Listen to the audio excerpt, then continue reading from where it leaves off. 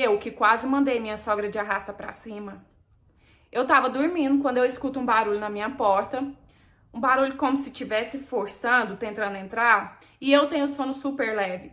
Então eu sentei na cama, fiquei colocando sentido. E aí eu escuto de novo, como se estivesse forçando.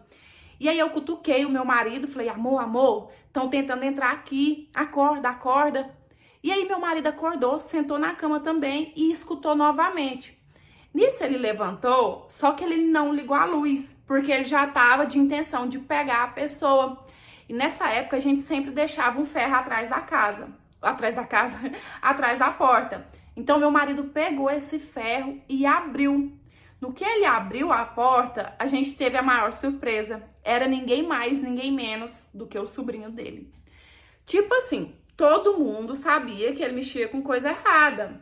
Tudo de errado que você imaginar. Só que daí, a tentar arrombar a casa do próprio tio, aí já é demais, né? Quando meu marido viu que era ele, meu marido ficou nervoso, foi pra cima, agarrou nele assim e ficava, amor, chama a polícia, chama a polícia. E aí nisso eu liguei pra polícia e até a polícia chegar, o meu marido ficou segurando ele. E nisso ele falando, desculpa, tio, chorando, sabe? Desculpa, eu tava loucão, eu não vi o que eu tava fazendo, eu não queria entrar na casa do senhor, não, eu não ia fazer nada de errado, não. E aí, ao mesmo tempo, ele já mudava de conversa, falava assim que ele só queria dormir, que ele tava sem lugar de dormir, só que meu marido não cedeu até que a polícia chegasse.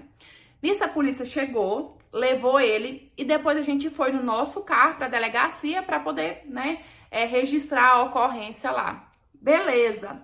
Quando o dia amanheceu, chega aqui o meu cunhado, o irmão do meu marido, que é pai desse sobrinho. Na maior arrogância, primeiro ele pediu meu marido para poder ir lá na delegacia e retirar a queixa contra o filho dele. Quando o meu marido falou assim que não ia fazer isso, ele começou na maior arrogância, ofendendo o meu marido, falando assim que ele tinha que ter consideração, que era o sobrinho dele, que todo mundo sabia dos problemas que o filho dele tinha.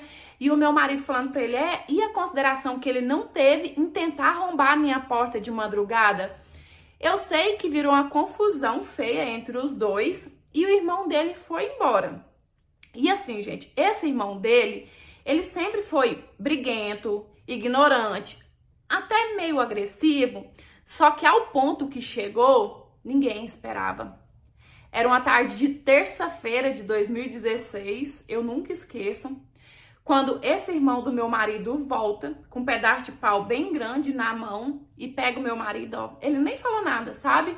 Ele já foi pra cima do meu marido e pra você ter uma ideia que a coisa foi tão grave que meu marido lesionou o fígado, teve uma lesão no fígado, né? Rompeu o baço, quebrou o nariz, quebrou 2 dedos da mão direita, quebrou uma costela e ficou 53 dias internado. Esse irmão dele foi preso, foi considerado tentativa de... Só que a justiça aqui no Brasil, vocês sabem, né, gente? Réu primário, sei lá mais o que, ele nem ficou preso. E aí, assim que meu marido saiu do hospital, a mãe dele veio aqui. E a gente achando que ela tinha vindo visitar ele pra ver como que ele tava. Gente, a primeira coisa que ela fala quando ela vê ele, tá vendo? Isso aí foi culpa de vocês. Se vocês tivessem simplesmente ido na delegacia e retirado a queixa contra o menino, nada disso tinha acontecido. E aí, né, nisso ela falando, e meu marido caladinho, sabe? Porque o meu marido, ele não é muito de responder as pessoas, ainda mais a mãe dele.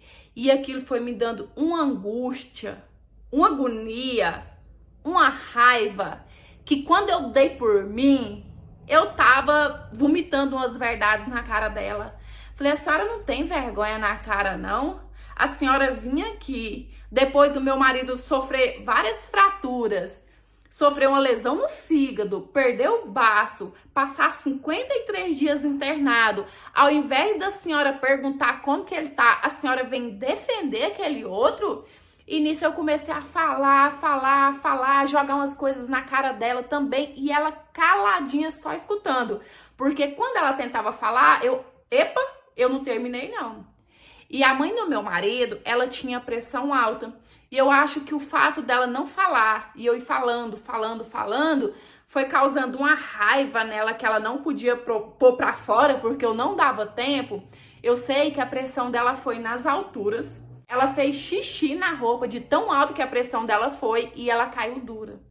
Gente, quando aquela véia caiu dura aqui dentro de casa, eu falei, meu Deus, a véia, e agora? O que vai ser de mim? E aí eu fui pra cima dela, né, pra poder tentar prestar socorro. E nessa época, só o meu marido que dirigia. Como ele tava todo quebrado, não tinha como ele dirigir. Então eu chamei uma ambulância. Antes da ambulância chegar, eu corri na minha vizinha, falei, fica lá em casa com o meu marido, que eu vou com a minha sogra pro hospital. E fui pro hospital com ela. E assim, foi medicada, correu tudo bem. Ela já se foi, só que não foi nesse dia, não foi por minha culpa. Ela partiu em 2020. Acontece que depois disso tudo, a família do meu marido não fala com nenhum de nós mais. Nem com meu marido, nem comigo, muito menos com os meus filhos. Tipo assim, eles meio que baniam a gente. Aí eu te pergunto, vê se isso tem alguma lógica. A gente foi a vítima. Tipo, o sobrinho do meu marido tenta arrombar a nossa casa. Depois, o irmão do meu marido tenta a vida dele. E aí, no final, a gente que sai como culpado. Não, vê se tem alguma lógica uma coisa dessa. Oi, meus amores, tudo bem aí com vocês? Eu espero que sim. Um erro atrás do outro nessa história, né? O tio tava com toda razão em prestar queixa contra o sobrinho. Afinal, ele tava tentando arrombar a porta dele, né? Isso é um caso de polícia. O irmão dele, preciso nem falar, completamente errado. E a mãe dele também a mesma coisa, né?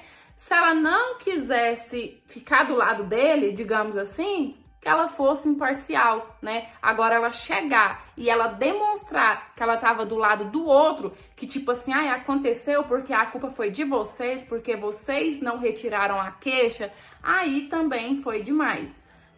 Mas enfim, é isso. Eu espero que tudo tenha ficado bem, né? Apesar de que ela falou que na família dele ninguém fala com eles mais, mas eu acho o seguinte, se eles não querem a presença deles, eu acho que não vai fazer falta, né? Vamos falar assim, porque eu acho que tem que estar na vida da gente a pessoa que quer estar. Se ela não quer, vai seguir a vida dela, que eu vou seguir a minha, e é isso.